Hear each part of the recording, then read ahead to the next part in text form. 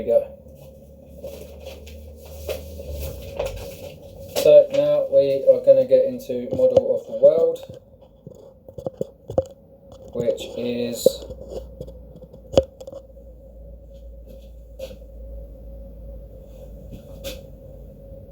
that'll be fine. So how we see the world and how it completely affects how we feel. I've broken it down to 3 areas: life, people, and us as individuals. We have ideas for all of these. Every thought we experience, not every thought, but a lot of the thoughts we experience are based on these. As I said earlier, events can happen that change the structure of this, and as it changes the structure, it then changes the thoughts we have about ourselves, others, or people. If we get it solid, then when events arrive, depending on what's in there already, changes the meaning. So, coronavirus recession.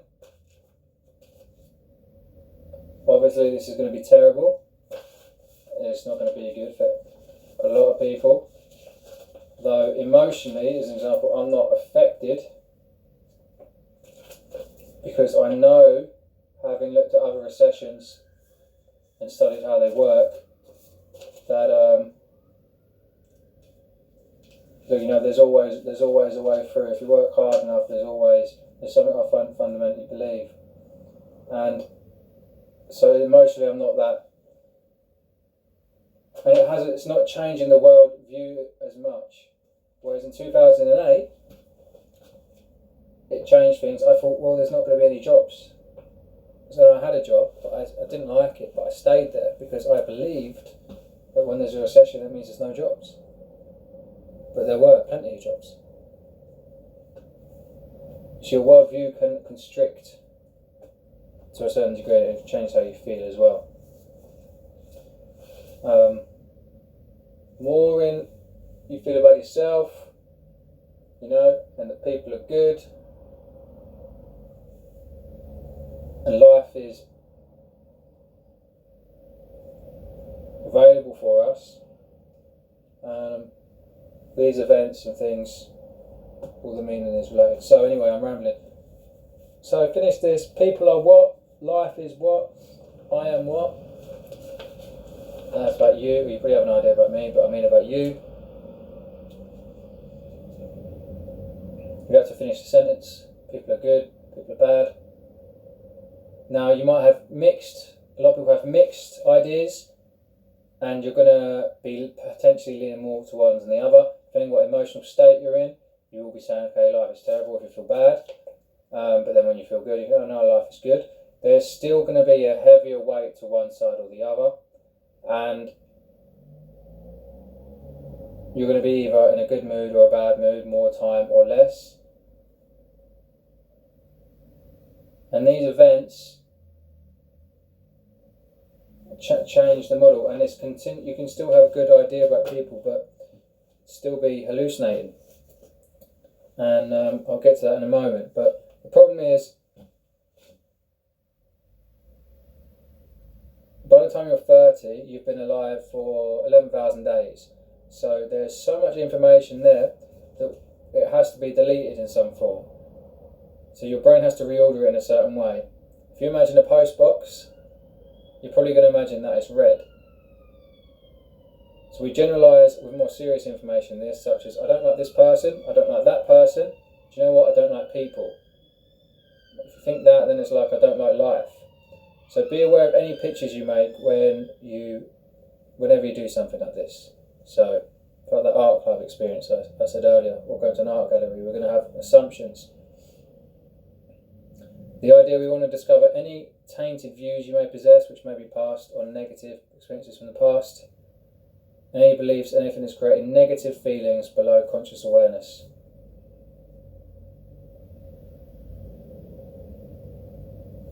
So, we believe something is more or less true to a varying degree. So if we talk about business, we're going to have potentially 10 different ideas. Some things some will be more or less true. and things about ourselves, some things we all feel that they are more or less true. And how true, you want the good things you think and the positive things to feel quite true, whereas the things that aren't so good and don't feel that way.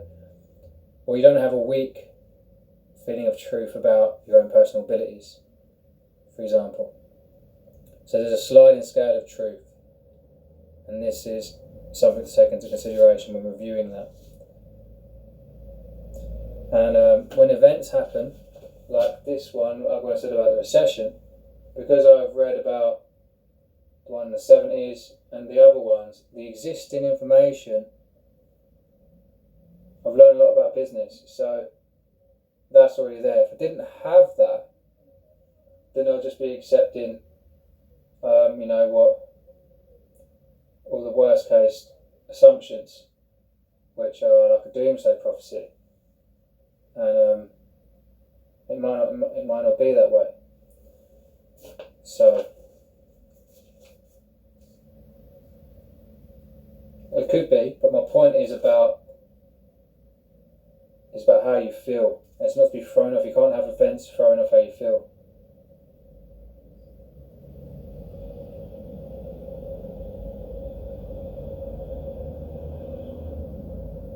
Because I also know about, like, it's not just the recession, it's about how you operate in the recession.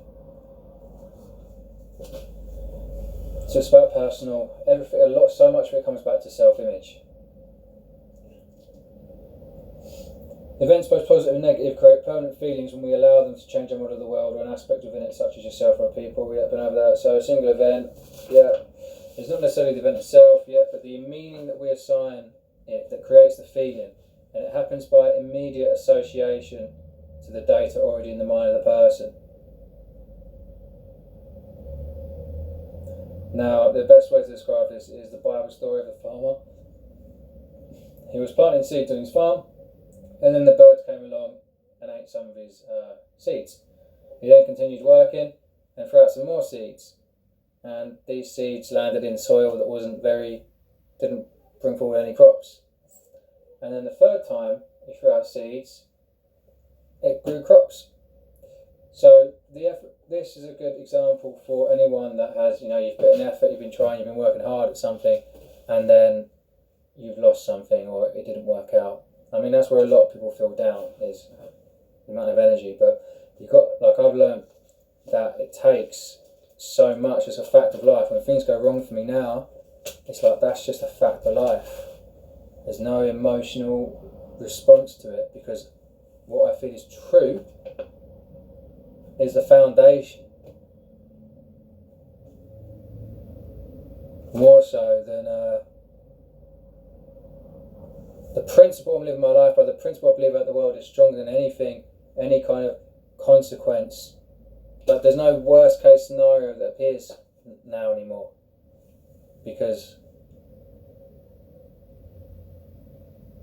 this is where people get thrown into anxiety and stress a lot, because it's not just one thing. We're constantly bombarded with bad news, or the things that can go wrong, or these different, even from our own minds, not just from externally, that that needs to be solid. We need to have these foundations. Okay, the next one. There was a Chinese farmer, while horse riding, found 2 wild horses, and he brought them back to the farm. His neighbour popped his head over the fence and said, "That's good luck finding those horses."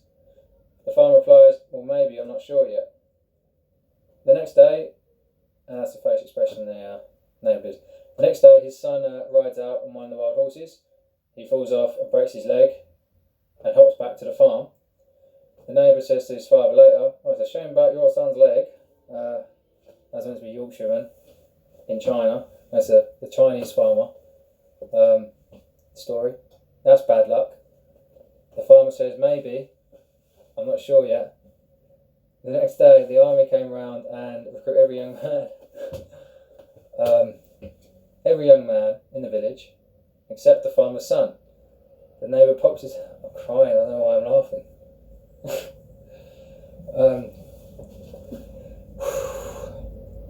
Okay, the next day, the son rides out on one of the wild horses, falls off and breaks his leg. So, right, it was a farmer He finds two wild horses on his horse. They all gallop back to his farm, and the son, the neighbour, the son's out. The neighbour says, "Well done, your horses." And then he says, "I'm not sure," right? Because he's trying to say it's bad luck or it's a good luck. He says, "I'm not sure what kind of luck it is yet." Anyway, son goes out, breaks his leg. Now same thing again. "Oh, that's bad luck." Farmer says, "Oh, I'm not sure." Anyway, the army come around the next day and they recruit every young man in the village apart from his son. And he says, "Well, that's good luck about your son not getting recruited by the army." He says, "Well, look, I'm not sure yet." The idea is that when things go wrong in our lives, that you don't know till later. So there's absolutely no point worrying about anything whatsoever. Worrying only makes things worse. Be concerned, take care, but the emotion, negative emotion. So when you do not judge situations or think into things, you do not mess with this worldview and model. So you want to keep this solid. So it's best to allow yourself to feel faith instead. See, faith is something amazing. You also do not lose any time to worry and stress of things, and that's which is fine. So what our brains are constantly doing is having an experience and then deriving meaning from it. That's why I'm saying it's important. This means that. This means that. The format will be like this: thought, experience. This means So this is a good one. So thought or experience means imagination. That meaning thing, linking, is the constant thing we're doing all day. So depending on what is in your world model, what is in your history, is going to determine every thought or experience what that's automatically going to mean. So we should go and get rid of all the junk and get rid of all of that, any like low self-esteem, anything like that. Throw it away. You're left with good stuff.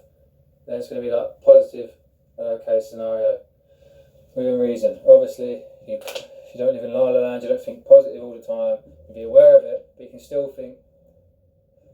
So something might go wrong, but because your sense of self is so strong, you'll handle it.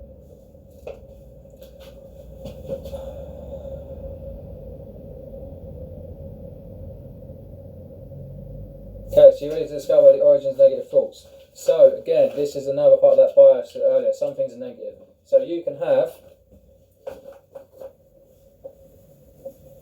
these are kind of experiences. So remember that deleting mechanism? You've been alive for 11,000 days.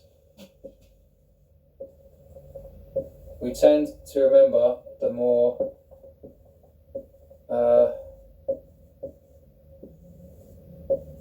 negative stuff, apparently for survival purposes. Yeah, so someone threw a harpoon at you. You'd need to remember not to go near the guy with a harpoon because he's going to throw it at you. So that's why, apparently. Now the top line, these can be your failures. You might have 3 failures. All the bottom ones are successes. You're going to have like 10 times more successes. But because of our wiring, we're more likely, when we think about a subject or the feeling, to be negatively inclined. So you have to be aware of that. You have to process all the negative emotion, and then what you're left with is those successes.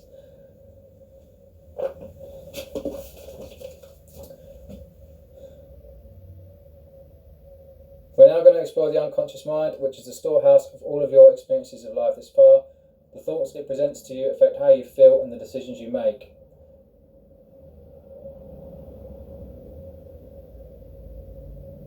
Yeah, so if we had those negative experiences, and when we think, we just think, oh yeah, but it went wrong before. Oh yeah, but that went badly. You're constantly, that's what you're accessing. You might not be accessing all the good stuff. I can't do it, I think this will be hard, blah, blah, blah, blah, blah. Of course I can do this, I'm from Essex. That's what I wrote there. So you're going to have all that good stuff too, that's what you want. So according to research, it is believed that for survival purposes, we hold on to more negative feelings than positive ones. To some degree, You can have more to deserve, but something in mind's the one, yep, so you're more accessing the times, yep, you've done really well. They're recalled more quickly first, negative ones sometimes, and more frequently. So you just need to be aware of that. You just need to be aware of that illusion until you've dealt with it all. Decisions you make and how you feel are based on the accessible thoughts. So if we're to test this now, yeah, so here we go, here's the example. So write down how many things you can worry about right now. And pause this. Okay, I'm assuming you paused it. Now write down how many things you can relax about. How many reasons to feel relaxed? Was it easier and to do one than the other? Did you manage to do one more quickly than the other? Okay, these are the accessible thoughts. So this is what is here, not just in our unconscious, but we'll look at the top of our unconscious, our main view. So we've got like a daily model of the world. So you like your job, you've got the drive to the job, you've got the people you're going to see at the office, you know what you might be in for dinner that night. So all this is your daily thing. So you need to be putting in data. It needs to be like, if your future is where you want to go to, you want the future in here now.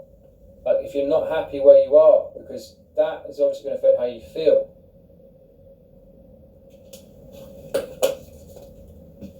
So we've got very accessible thoughts. So some of the same thoughts, the same things every single day.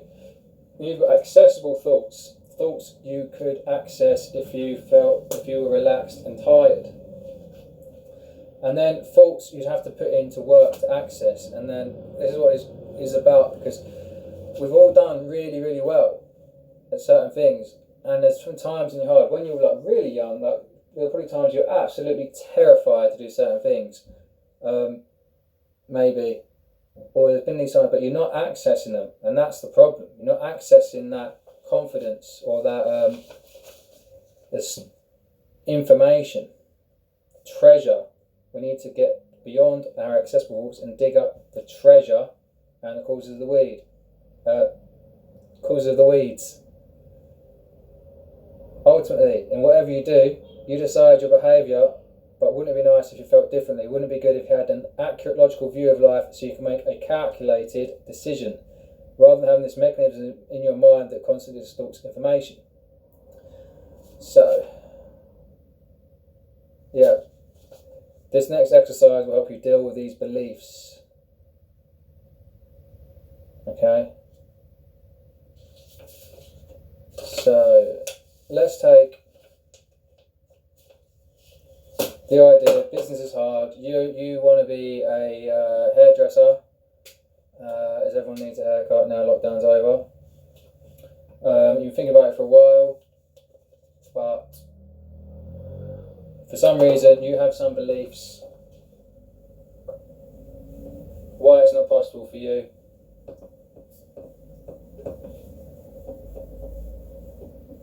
So I'm going to take Reiki practitioner. Let's say you're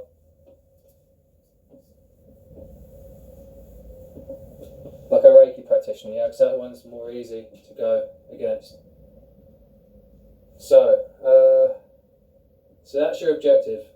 So if you have an objective at home, go along with this. And the idea is that Reiki, because that's something great, and it's really good for body pain. But it's something that's still quite a bit out there. Yeah, so people will think it's crazy. People won't want a session because it's, I can't think of the word, spiritual, because it's, people won't want a session because they don't believe it works, because they think it's fake. They think it's fake. Yeah, I even knew someone that could be doing this, but they're not, because so where the first question is this my belief or is it from someone else? Who is it, if you can remember? So this kind of thing is a lot of doubt. People have a lot of doubt around being self-employed. huge amounts. And we need to retrace this. So if this person can get back to the first time that they found this, the first time they heard this, they can question it. Or there might be several different times. It might, if you just get a few of them, you don't have to get every single time, but a few of them, that enough you can put this into doubt, so you can doubt the idea that people won't believe. Because it's obviously not true, because there are Reiki practitioners that make a living doing this. And there are people that want it. Like, you can go to any like one with pain and say, oh, I'm going to sort your pain out for you. They will do, yes, please help me with my pain. But that could be the governing, the dominant thought, the belief. So that person, they might be a waitress, and they get home in the evening and they're like, oh, I should really make myself a Facebook page or something like that. And then, or they might not put as much into that in the evening because this is a governing thought. That goes through their mind, and immediately the mind is, it could be just several of these things. It could be that one, it could be loads of different things. Online, it's hard to do things online. Whatever, yeah? There'll be several things, and by the time there's been several things, it's too late. The person has stopped in their tracks, and then they've got distracted and they're doing something else. Or they then decide, actually no. And it'll keep appearing. They'll keep thinking, I should really do this Reiki thing. I think it'll be really good for people. And then again, it comes back to the decision process. These things, these beliefs are still in here, so they need to be dealt with. So the next question will be, where is this my idea? What is it based on? So then you think back to the person. It could just be someone who didn't know anything about it. It could be one person she might have met, said, oh, do you need help with your pain? And he goes, oh no, I think it's fake. That's one person. But again, it's enough to shape someone's opinion and worldview. So what is it based on? When did I first hear this? When did I first think about this? Where is there evidence to support this? How many people, how many other people have said this? Then you can start questioning it. Is it true and relevant today? If you said this 10 years ago, this is probably more true 10 years ago than it was today. The world's very different now in 2020. Reiki, all these different types of retreats and stuff you can go on is a lot more popular. Is there any fear in this? Yeah, perhaps. Maybe the person feels like, they wouldn't want to, they might be afraid of advertising themselves as doing Reiki because what other people will think. But that's a fake Reiki person, and no one wants to be thought of as a fake Reiki person or something. So again, you're getting the emotion out of it as well. Because it's not just that idea, it's the emotion that can stop. So what am I disregarding by believing this? If this is true, what does that make untrue? That makes it untrue that people think it works. Well, if that person was focused on that people need this is the service that's really going to help people, then that would outweigh it, and eventually it will once you've gone through this process and as you start to cross off all of these. So is there anything I can learn from this before letting it go? Anything that can be improved or taken into consideration for planning? Yes. So this is where it's useful. So if people don't think it's fake, do 3 sessions. Or to just be prepared for this situation. If someone says, oh, I don't believe that's true, you just have responses ready. It's like, well, what makes you think that? Have you ever had that experience before? And when the person says, well, no, I haven't, then it's like, well, you know what you're talking about then. So, but you also wouldn't say that. You would say something more elegant than that. But yeah, it's all winning in your mind, and obviously learning as well. Then it's like, oh, say we're talking about someone selling tea, you'd have samples for the tea. Does that make sense? So every doubt there's something else. And then you believe, if this is not true, having thought about it now, what is most likely to be true? So then you once you thought it all through, you think, well, okay, new belief, obviously it's going to be a balance of these. Something like, people won't want a session because they don't yet know how good it is. or how much it will help them. And that's it. It's like, right, now I need to show these people how great it is.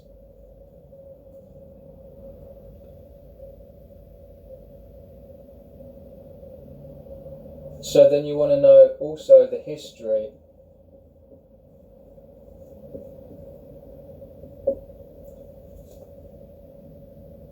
related to any belief that you have.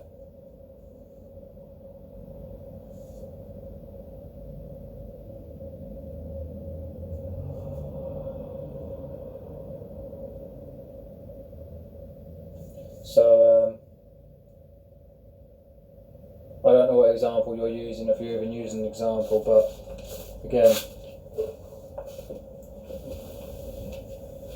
you're going to have beliefs about everything, about yourself, about any source of thought train. You'll know the history as well, other examples that support it. And then again, you'll look at actions you're taking, actions you're not taking.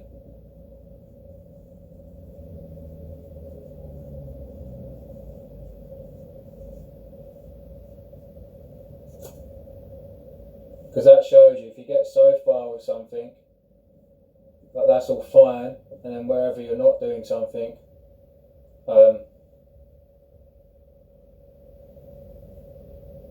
it shows us something else.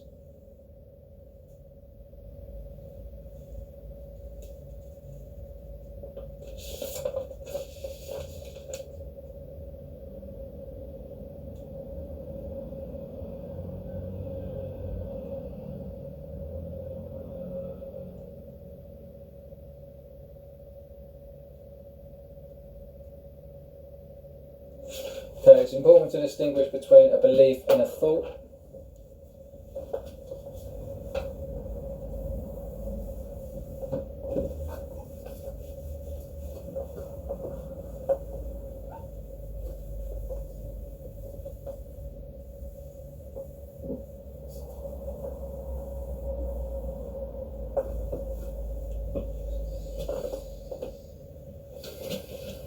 Okay.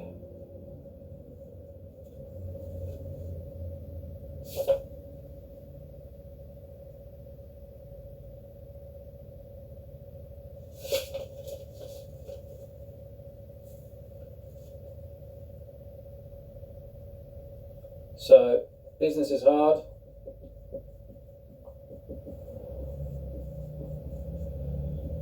Okay, and obviously everything's going to be true. Everything's going to be true and it's going to be false. Though you don't want to be believing it, because if you're believing it, it's not going to have a good feeling necessarily. Like if it comes with a negative feeling, it comes with a feeling of like, yeah, business is hard and I'll still do it, and that's alright. But if it's like business is hard enough, I can, then that's where the problem comes. So on either side, that's the belief. The thought is, they can be counteracted, so it can be others have done it.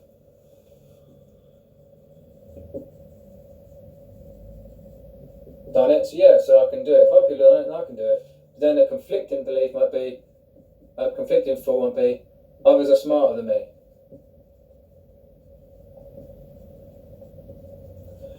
This starts to give you clues. Okay, then that's obviously either something to do with my self-image. Yeah. So then there'll be constantly, at every belief, more thoughts. Another one, business hard. You have to work your life away. That is another one. Okay. Again, some of the beliefs are linked together. So that's a but next to that belief is another one. Work life away. But really, so there might be an image of you wrinkly, at a desk, long grey hair, hungry, 4 cups of coffee, sick, let's give it 8 cups of coffee, shaking, and only one eye because the other eye has been staring at the computer all day. So, yeah, or that you're going to be, or you'd be on your own all the time or something like that, or whatever. When you need counter evidence. So, work your life away. But if you love what you're doing and if it's good, it's not like work. And also, it can be with other people. Like, you can hire people, you can hire whoever you want. Not whoever you want, but you can hire people you like. And that's great. So you have good people around you, which would be better than potentially working somewhere else where you don't get to choose who you're around. So it's like, I'm trying to get you to show you, it's everything branches.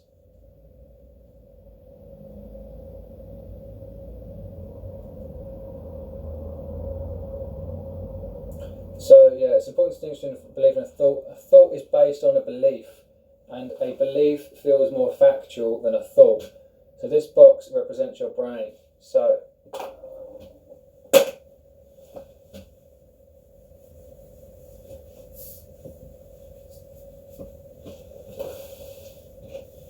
right now, you might have several beliefs about something, one subject. Like that business one's going to have loads. So these are your thoughts.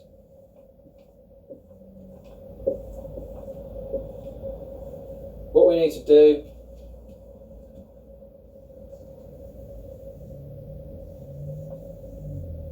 is separate the beliefs. And underneath, read whatever we're thinking about, get them back under each belief, because they're all linked.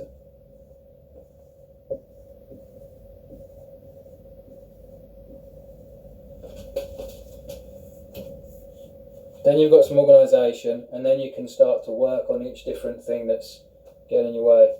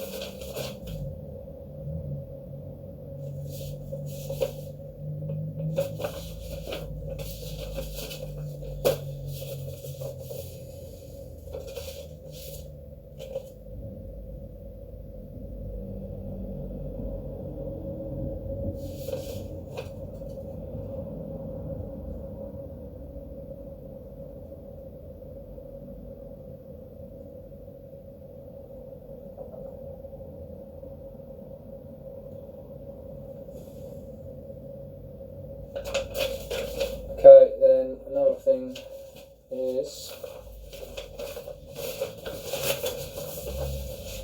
about decisions. So these beliefs are going to shape our decisions, and they're going to shape our behaviour.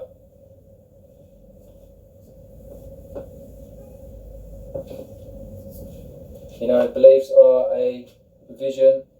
Whatever beliefs you have, that's going to be in the vision. So it's the decision you're making every day which are going to make the biggest difference to your mental health recovery. The first decision, when happiness, is circumstantial. If you've got good people around you, that's a real good source of happiness. It's not mental health, as is doing something you love. So you can change your external. If you can change your external environment quickly, that's going to be, you're going to have the source. Then that's going to be flowing through you, and then all the anxiety and all the stress, you can deal with that over time, go through all these beliefs. So the first decision sheet I gave you was made for the person who is overwhelmed and has a large amount of simple unmade decisions, or a few serious decisions to be made. This is more for behavioural decisions, as for someone that knows that they are currently doing something that has less than ideal consequences, so bad eating or something like that. It's perfect for preventing yo-yo behaviour as well, because sometimes we get pulled in different directions if we have an objective. You could use it if there is something you're engaging with, but you would rather feel the opposite to what you do now. So in this example is a decision as a student who has the option to study this weekend or to go out drinking. In behaviour, emotions can be aligned to suit one direction, but at this stage we are looking at more of the illogical side. Something like this will be useful in helping someone you love, so they can retrace what they think is their idea and their decision back to its original source. So I'm keeping it just to two things at this point, but be aware there could be 5 to 10 different pieces of internal dialogue. So for, against, it's okay,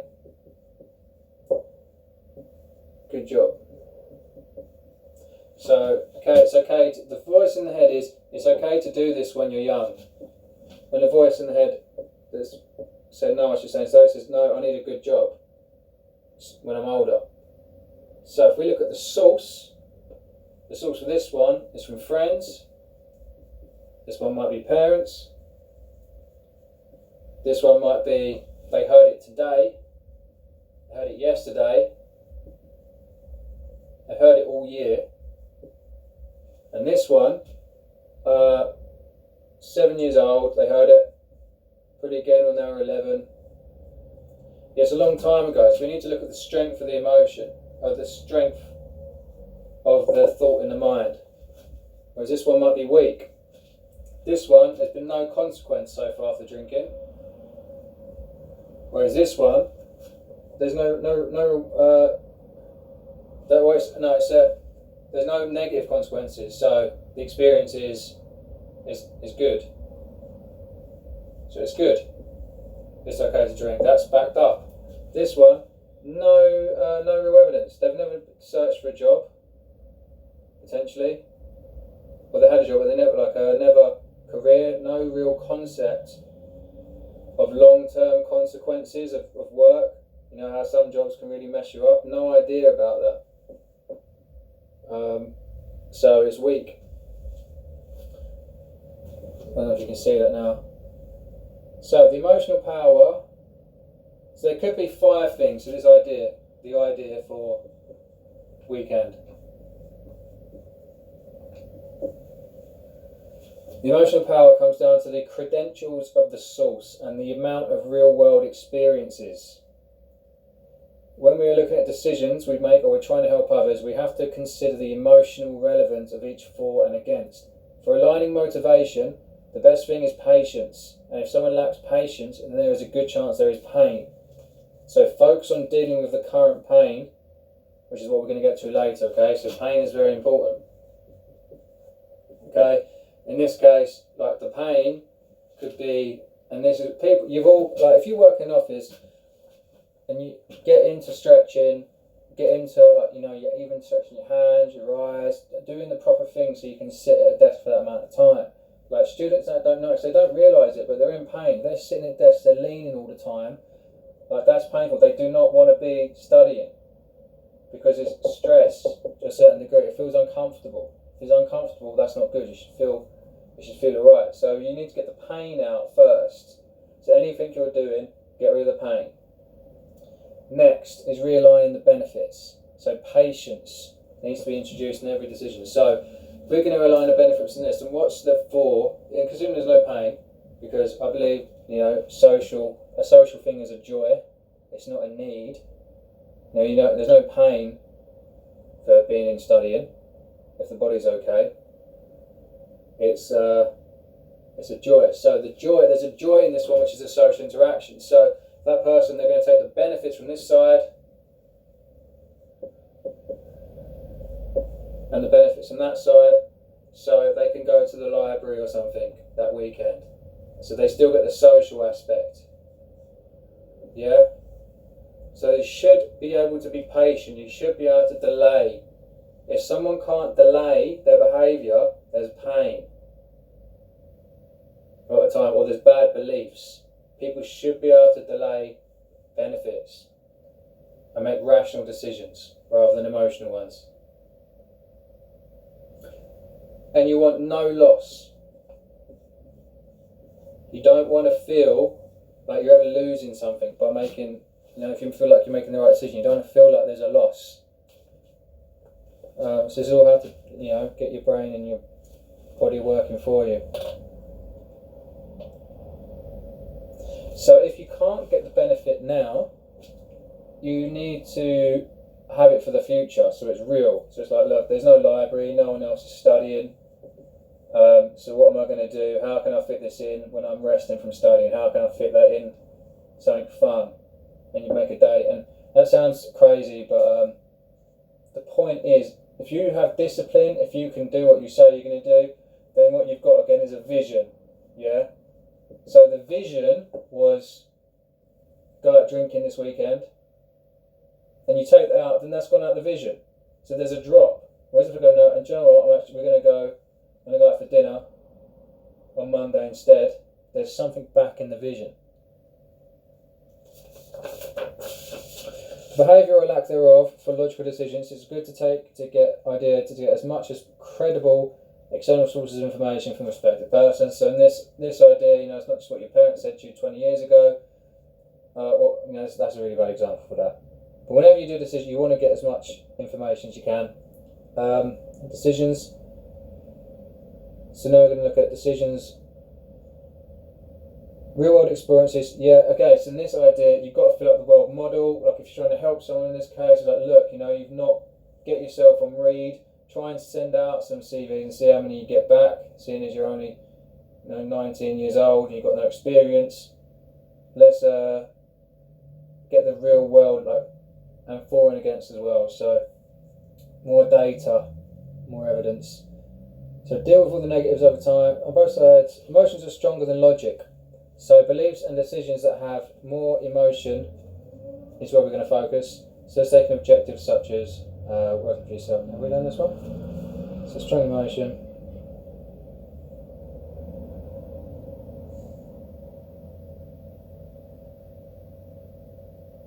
Okay, this one's very simple, very quickly.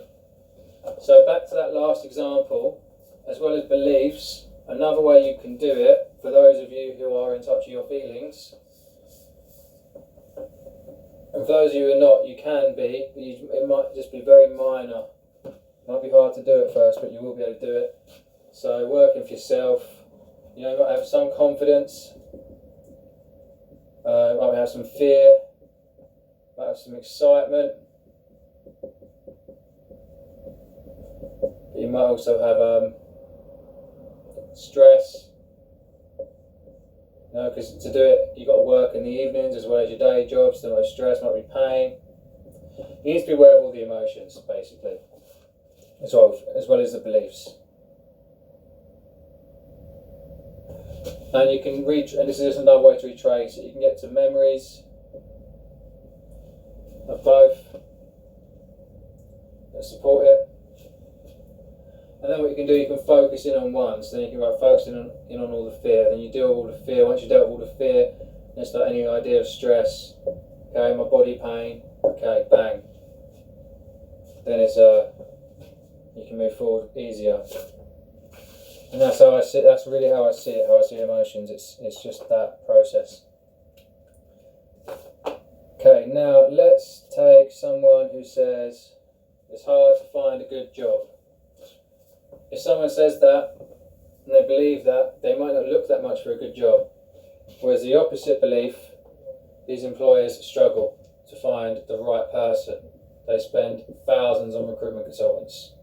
So it goes belief, current action, opposing belief,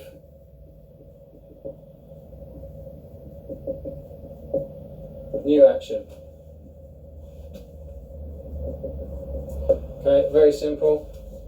Write that one down.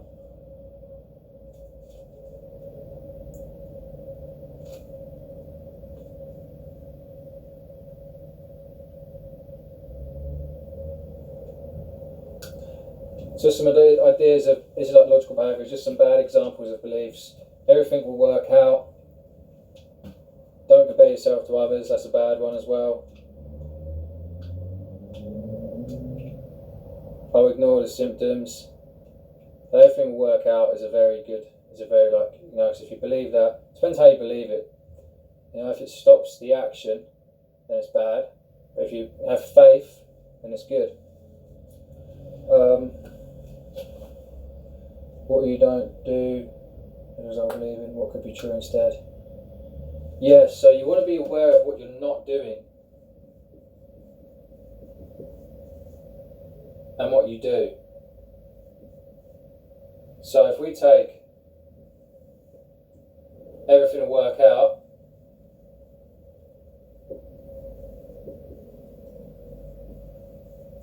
you might be not trying your best. You might take more risks.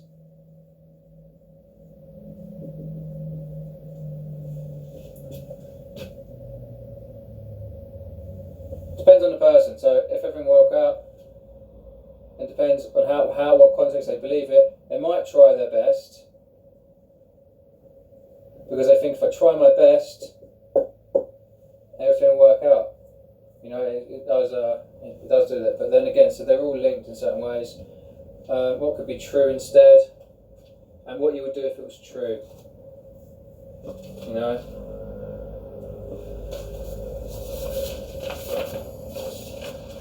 Okay, another example. Beliefs create emotional behaviour. So person A and person B both handed in a CV, but they received no call back. Now, both these people, they don't remember these events, but they had feelings. One calls and gets a job, and the other doesn't. They don't call back, and they don't get a job. So the first person had a friend say at the pub years ago that he accidentally forgot to call back a potential employee, and he went somewhere else. He remembers how, for the first time, feeling the truth that companies are busy and simply can't get through everything in one day. So if someone doesn't call you back, that's not personal. So it was very, very quick for him. It was like, I haven't heard from them yet. Oh, maybe I should call them. Probably didn't think too much. But there might have been a feeling with it. I mean, hi, how are you? Completely fluid. There's nothing resistant. Whereas when the thought arrived, when the other person, she once called a different company. She'd done this before, and the secretary was very rude and said, "Do you know, we will call you if we are interested." So that feeling she had was so negative that when she thinks to call and disturb someone, she's not going to do it. So they create, beliefs are also emotional. There's going to be so many examples and reference experiences in life. Like, think 11,000 days by the time you're 30. There's so much of this junk. So there are going to be many reference experiences.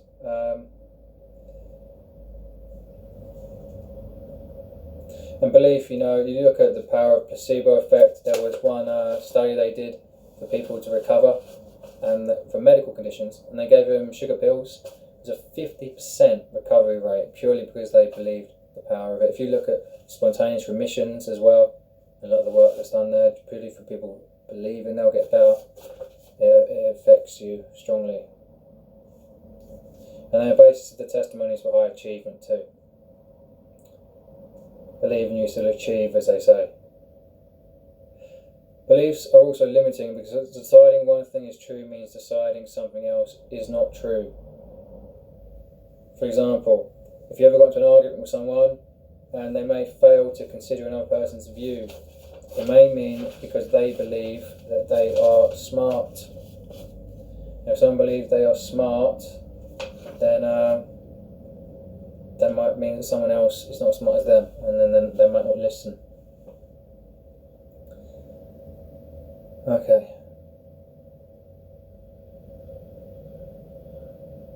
Alright, that's that section.